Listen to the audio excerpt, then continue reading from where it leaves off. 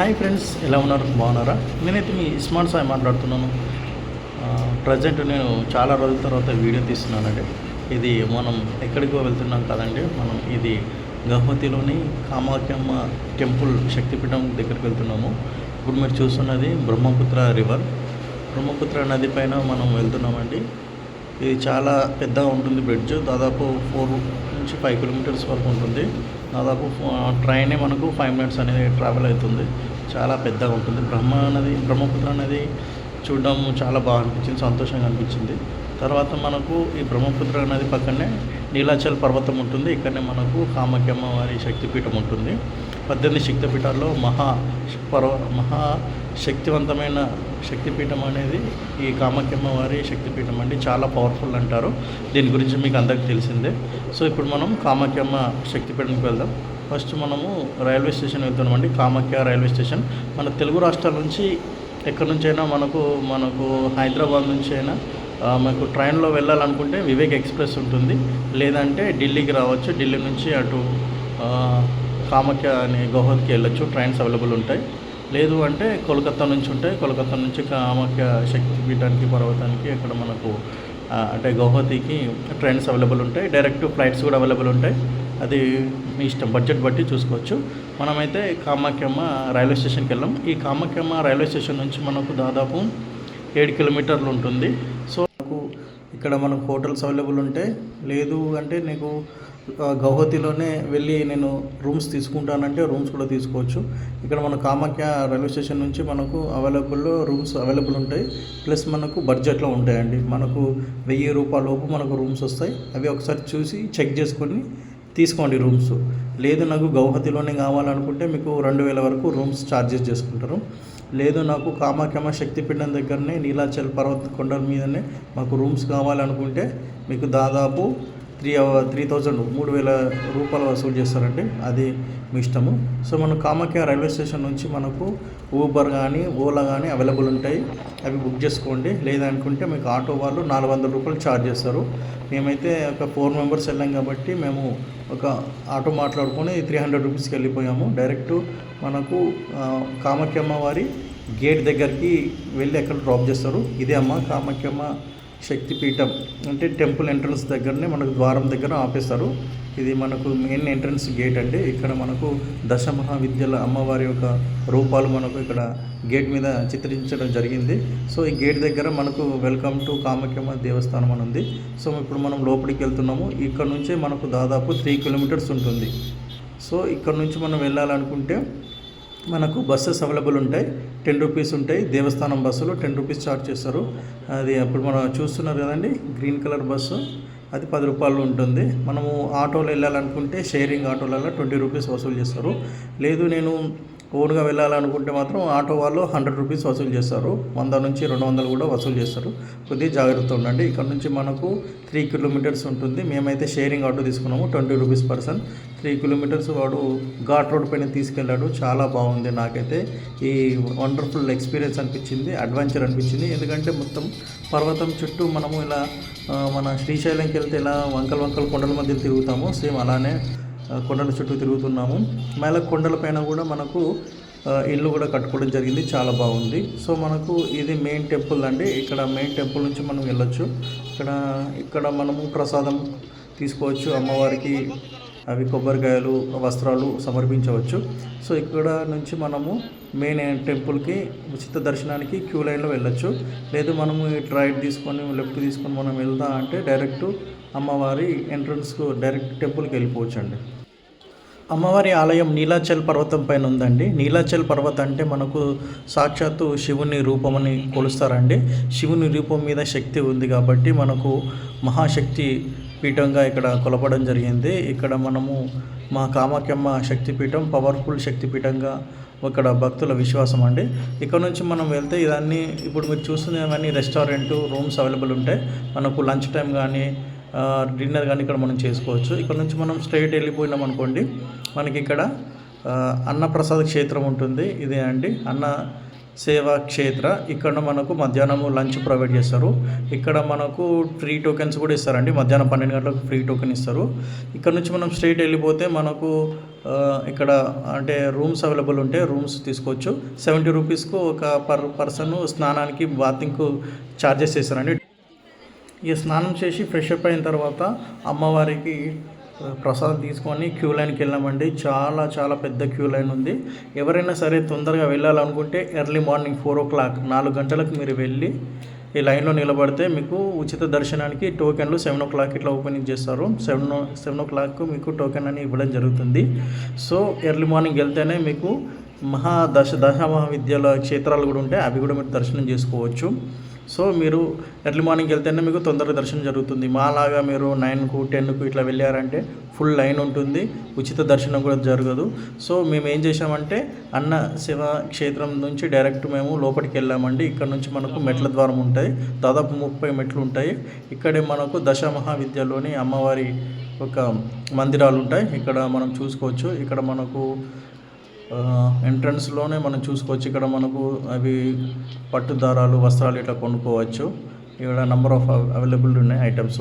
ఇక్కడ నుంచి మనం చూస్తుంది ఇది రైట్ సైడ్లో మనకు కాళీమాత మందిర్ ఉంటుంది. కాళీమాత మందిర్ నుంచి కొద్దిగా మనం ముందరికి వెళ్తే మెట్ల ద్వారా మనం వెళ్తే మనకు తారాదేవి పీఠం ఉంటుందండి. సో తారాదేవి పీఠం నుంచి కొద్దిగా మనం ముందుకు వెళ్తే మనకు అమ్మవారి కామాఖ్యమ్మ మెయిన్ ఎంట్రన్స్ కనిపిస్తుందండి. ఇది ముందుగా మీరు చూసుకోగలుగుతారు.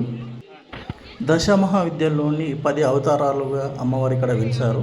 ఇందులో మనం ఇప్పుడు చూసింది చిన్నమస్తాదేవి అన్నప్రసాద క్షేత్రం దగ్గర ఉంటుంది. సెకండ్ది కాళీమాత దేవి ఉంటుంది. నెక్స్ట్ వచ్చేసి మనకు తారాదేవి కనిపించిందండి మెట్ల దగ్గరనే ఇంతకుముందు చూసింది. ఇప్పుడు మనము అమ్మవారి ఎంట్రన్స్ మెయిన్ పవర్ఫుల్ శక్తిపీఠంగా మనము కొనియాడుతున్న అమ్మవారి యొక్క స్వరూపం కామాఖ్యమ్మ దేవి. ఇప్పుడు మనం ఎంట్రన్స్కి వచ్చేసామండి. అమ్మవారిని దర్శించుకోవడం చాలా పుణ్యంగా భావించవచ్చు. ఎన్నో జన్మల అనుసంధానం ఉంటే కానీ అమ్మవారి దర్శనం మామూలుగా జరగదండి. సో ఇప్పుడు ఇక్కడ మనం చూస్తున్నదండి నల్ల జంతువులు ఇక్కడ పూజారులు ఉంటారు. ఈ క్షేత్రంలో నల్ల జంతువులు, పావురాలు, నల్ల పావురం కానీ, నల్ల కోడి కానీ, నల్ల మేకలు కానీ, నల్ల బర్రె కానీ ఏదైనా సరే ఇక్కడ తన యంత్ర తాంత్రిక మాంత్రిక విద్యలు నేర్చుకుంటూ ఇట్లా బలులు ఇచ్చేస్తారండి. సో ఇక్కడ మనకు ఎర్లీ మార్నింగ్ అయితే మనకు తొందర దర్శనం అయ్యేది. కాకపోతే చాలా పబ్లిక్ రావడం వల్ల అంటే లేట్ అవ్వడం వల్ల మార్నింగ్ నుంచి 7 నుంచి అయితే తొందర దర్శనం అయ్యేది. 10, 11 దాటిందంటే ఫుల్ పబ్లిక్ రష్ అయిపోతారు. దర్శనం అనేది చాలా దొరకదు. సో మనకు దర్శనం జరగకపోతే ఇక్కడ మనకు విఐపి కోటా ఉంటుంది. అది మన పూజారులు పండితులు ఇక్కడ ఉంటారండి.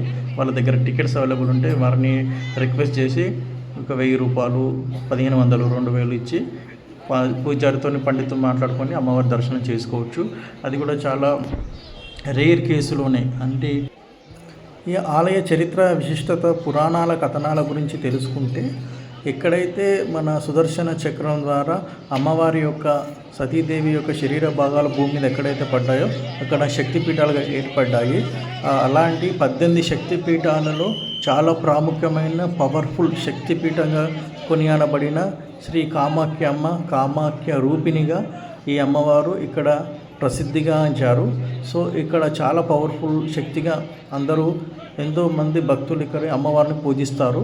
సో ఇలాంటి శక్తివంతమైన అమ్మవారిని దర్శించడం చాలా అమోఘం అనుకోవచ్చు. ఎందుకు శక్తి అంత పవర్ఫుల్ అని అంటున్నామంటే ఇక్కడ యాంత్రిక, తాంత్రిక, మాంత్రిక దశ మహావిద్యలు ఇక్కడే జరుగుతాయి. ఇక్కడ నేర్చుకుంటారు. నాగసాధువులు, అఘోరాలు ఇక్కడ మనకు చుట్టుపక్కల అంటే చిన్న పక్కన విలేజ్లలో ఉంటారు. వాళ్ళు వచ్చి మన గురించి ఏదైనా వాళ్ళు చెప్పడం జరుగుతుంది. అది కూడా అంబమాచి మేళలో మనకు ఒక విశిష్టత ఉంటుంది. దాని గురించి మనం తెలుసుకుందాం. అయితే సతీదేవి యొక్క శరీర భాగాలు భూమి మీద పడ్డాయి కాబట్టి అక్కడ శక్తిపీఠాలు ఏర్పడ్డాయి. అందులో పవర్ఫుల్ ఈ సృష్టికి మూలమైన సృష్టిదారి అయిన జననేంద్రియాల నుంచి ఏర్పడ్డ సృష్టి పుట్టుకకు మూలాధారమైన శక్తి స్వరూపిణిగా ఇక్కడ అమ్మవారిని పూజిస్తారండి. ఇక్కడ సాధారణంగా మహిళలకు ఋతుస్రావం ఎలా జరుగుతుందో ఈ ఆలయానికి కూడా 3 రోజులు అలానే ఋతుస్రావం జరుగుతుందండి. జనరల్గా లేడీస్కి ఎలా జరుగుతుందో అలానే ఇక్కడ కూడా జరుగుతుంది. ఈ ఆలయ విశిష్టత ఏంది అంటే మృగశిర నక్షత్రం 3వ పాదం నుండి ఆరుద్ర నక్షత్రం మొదటి పాదం వరకు ఈ 3 రోజులు అమ్మవారికి ఋతుస్రావం జరుగుతుంది. ఇది కూడా సంవత్సరానికి ఒకసారి జరుగుతుంది. ఈ 3 రోజులు అమ్మవారికి ఋతుస్రావం జరుగుతుంది కాబట్టి ఈ ఆలయాన్ని మూసేస్తారు. ఋతుస్రావం జరిగే మొదటి రోజు అమ్మవారి ఈ శిలపైన అంటే యోని శిలపైన ఇక్కడ విగ్రహాలు ఏముండవు, జస్ట్ అమ్మవారి శిలనే ఉంటుంది. అమ్మవారి శిలపైన మనకు తెల్లటి వస్త్రం కప్పుతారు. ఈ 3 రోజుల పాటు మనకు రక్తస్రావం జరుగుతుంది కాబట్టి టెంపుల్ని 3 రోజులు మూసేసి 4వ రోజు అంటే అంబుబాచి మేళ అద్భుతంగా ఘనంగా సంతోషంగా చేస్తారండి. ప్రపంచంలో ఏకైక ఋతుస్రావం జరిగిన 4వ రోజు అంబుబాచి మేళ జరుగుతుంది అంటే నాగసాధువులు, సాధువులు, తంతులు, అఘోరాలు, మాంత్రికులు, యాంత్రికులు, భక్తులు వివిధంగా చాలామంది ఎంతో మహాకుంభమేళాగా అంబుబాచి మేళ అనేది మహా అద్భుతంగా జరుగుతుందండి. ఇక్కడ ఈ 3 రోజుల పాటు ఎంతో గుడిని క్లోజ్ చేసిన తర్వాత 4వ రోజు మాత్రం అద్భుతంగా మహాజాతర జరుగుతుంది. ఇది మహాకుంభమేళాగా పరిగణిస్తారు భక్తులు. ఈ ఆషాఢ మాసంలోని అంబుబాచి మేళ అనేది ప్రతి సంవత్సరం జరుగుతుందండి. 3 రోజుల తర్వాత 4వ రోజు ఋతుస్రావమైన 4వ రోజు ఇట్లా అంబుబాచి మేళ జరుగుతుంది. అమ్మవారి మీద వస్త్రం కప్పుతారని చెప్పాను కదండి. ఆ వస్త్రము ఋతుస్రావం ద్వారా రక్తం ద్వారా వెళ్తుంది కాబట్టి ఆ వైట్ క్లాత్ అనేది రెడ్ కలర్గా మారిపోతుంది. ఎక్కడైతే రెడ్ కలర్గా మారిపోతుందో ఆ రెడ్ కలర్ క్లాత్ను భక్తులకు చిన్న చిన్న పీసెస్గా ఇస్తారండి. ఆ చిన్న చిన్న పీసెస్ను ఏం చేస్తారంటే వాళ్ళు వారి ఇంటికి కొండపోయి వాళ్ళ ఫ్యామిలీలో పెట్టుకుంటారు. అంటే ఫ్యామిలీ ఇంట్లో పెట్టుకుంటే ఐశ్వర్యం, సంతోషం, సకల సుఖాలు సమృద్ధి చెందుతాయని వాళ్ళ భక్తుల ఒక విశ్వాసం. ఈ అంబుబాచి మేళకు మాత్రం అఘోరాలు, నాగసాధువులు, తాంత్రికులు, యాంత్రికులు వివిధ ప్లేసుల నుంచి చాలామంది వస్తారండి. సో మహాకుంభమేళ అని చెప్పుకోవచ్చు. అలాంటి ఒక గొప్ప జాతర వెళ్ళడం మహా అద్భుతం అనుకోవచ్చు. ఈ అమ్మవారికి ఈ విధంగానే ఉంటుందండి. ఒక శిల ఉంటుంది, విగ్రహం ఉండదు, ఏముండదు. జస్ట్ అంబుబాచి యోని అనే భాగం ఒకటి శిల ఉంటుంది. ఆ శిల నుంచి కామాఖ్య అమ్మవారు కొలువై ఉన్నారని భావిస్తారు. అక్కడ నుంచి మనకు ఒక వాటర్ ఉంటుంది. ఆ వాటర్ను తాకిన కానీ పైన నెత్తి మీద చల్లుకున్నా కానీ సకల పాపాలు పోయి సమృద్ధిగా, సంతోషంగా, సంతోషంగా ఉంటారని భక్తుల విశ్వాసం. ఇంటికి కూడా తీసుకెళ్ళచ్చు ఆ గంగాజలాన్ని. సో గంగాజలం నుంచి అమ్మవారి దర్శనం అయిపోయిన తర్వాత మనకి ఇక్కడ 2 తీర్థాలు ఉంటాయండి. ఆ తీర్థాలు ఒకటి సౌభాగ్య తీర్థము, ఒకటి ఇంద్రధనస్సు తీర్థం అని అంటారండి. ఈ 2 తీర్థాలు మనకు ఏంటి అంటే మనము ఈ తీర్థాల్లో స్నానం చేసినట్టయితే మనలో ఉన్న సకల పాపాలు హరించుకుపోతాయి అనే భక్తుల యొక్క విశ్వాసం. ఎవరైనా సరే ఇక్కడికి వచ్చిన తర్వాత స్నానం చేసిన తర్వాత అమ్మవారి దర్శనం చేసుకుంటే మహాపుణ్యము, మనం చేసిన పాపాలు హరించుకుపోతాయని భక్తుల యొక్క విశ్వాసం, చరిత్రక పురాణాల ఇతిహాసం. సో అమ్మవారి దర్శనం అయిపోయిన తర్వాత మనకు దశమహా విద్యలు అని చెప్పాను కదండి. దశమహా అవతారాలు అంటే అమ్మవారి యొక్క 10 అవతారాలు ఇక్కడ ఉన్నాయండి. అందులో మనం ఇప్పుడు చూస్తుంది తారాదేవిది. మనకు లోపట్లోనే టెంపుల్లోనే మనకు మాతాంగి, కమల, షోడశి 3 అవతారాలు ఉంటాయి. 4వ అవతారము కామాఖ్యమ్మ. ఈ 4 అవతారాల తర్వాత 5వ అవతారము మనకు తారాదేవి అవతారము. దాని తర్వాతనే మనకు కింద మెట్ల దగ్గర శ్రీ కాళీమాత ఆలయం ఉంటుంది. ఇప్పుడు మనం చూసింది కాళీమాత ఆలయం అండి. కాళీమాత ఆలయం తర్వాత మనము కిందికి వెళితే అక్కడ చిన్నమస్తాదేవి ఉంటుంది. ఇక్కడ మనం చూసేది అదే చిన్నమస్తాదేవి ఆలయము. సో ఇక్కడ చిన్నమస్తాదేవి ఏంటంటే మనం చేసిన పాపాలైనా కానీ హరించుకుపోతాయి భక్తుల యొక్క విశ్వాసం. ఇక్కడ మనకు అన్నప్రసాదం ఉంటుంది. మధ్యాహ్నం 12 గంటల నుంచి 3 గంటల వరకు మనకు మధ్యాహ్నం భోజనం పెడతారు. ఫ్రీ టోకెన్స్ ఉంటుందండి, ఎవరైనా సరే రావచ్చు. ఈ అన్నసేవ క్షేత్రం ముందటిని మనకు చిన్నమస్తాదేవి ఆలయం ఉంటుంది. అలానే ఈశ్వరుని దేవాలయం కూడా ఉంటుంది. 2 దేవాలయాలు ఇక్కడ ఉంటాయి. సో అమ్మవారిని దర్శనం చేసుకోవడం అనేది చాలా కష్టతరం అండి. లోపలికి వెళ్ళాలి. లోపలికి దిగి లోపలికి వెళ్తే మాత్రం దర్శనం చేసుకోవచ్చు. చిన్న గుహ ఉంటుందండి. ఆ గుహలో కొన్ని వాటర్ ఉంటాయి. ఆ వాటర్ను నెత్తిపైన చల్లుకొని తాగినా ఏం కాదు, మన సకల పాపాలన్నీ పోతాయి. దాని తర్వాత మనము అది అంటే అమ్మవారిని ఫోటో తీయడానికి, వీడియో తీయడానికి అలా అనుమతి లేదు. సో ఇక్కడ నుంచి మనకు బస్ స్టాండ్, ఆటో స్టాండ్ అన్నీ ఉంటాయండి. ఇక్కడ నుంచి మనకు సెంటర్ పాయింట్ అన్నది. ఇక్కడ నుంచి మనము అమ్మవారి దగ్గరికి వెళ్ళొచ్చు. జనరల్ క్యూ, ఇక్కడ నుంచి స్ట్రైట్ వెళ్తే జనరల్ క్యూ వెళ్తాము. రైట్ తీసుకుంటే బగలాముఖి అవతారాలు అమ్మవారిని చూసుకోవచ్చు. లెఫ్ట్ సైడ్ వెళ్తే మనము డైరెక్ట్గా అమ్మవారి కామాఖ్యమ్మ టెంపుల్కి వెళ్ళిపోతాం అన్నట్టు. సో ఇప్పుడు నేను ఏం చేస్తున్నానంటే టెంపుల్కు మన రైట్ తీసుకుంటున్నాను అండి. జనరల్ క్యూ నుంచి కిందికి వెళ్ళాను. బగలాముఖి అమ్మవారి దర్శనం కోసం వెళ్తున్నాను. ఇది అమ్మవారి 6వ రూపం అని చెప్పుకోవచ్చు అండి. అమ్మవారిని రూపాన్ని మీరు చూపిస్తాను చూడండి. ఇప్పుడు కొండ నుంచి చూస్తే ఇది నీలాచల్ పర్వతం అండి. నీలాచల్ పర్వతం అంటే సాక్షాత్తు శివుని పర్వతం అనొచ్చు. అమ్మవారు శివుని దగ్గర కొలువై ఉన్నారు కాబట్టి మహాశక్తి స్వరూపిణిగా అమ్మవారిని మనం దర్శనం చేసుకోవచ్చు. సో ఇక్కడ మనం చూసేది బగలాముఖి అమ్మవారు. ఇక్కడ ఎవరైనా సరే యాంత్రిక, తాంత్రిక, మాంత్రిక విద్యలు దశమహా విద్యలు ఇక్కడ మనము నేర్చుకోవచ్చు, నేర్పిస్తారు.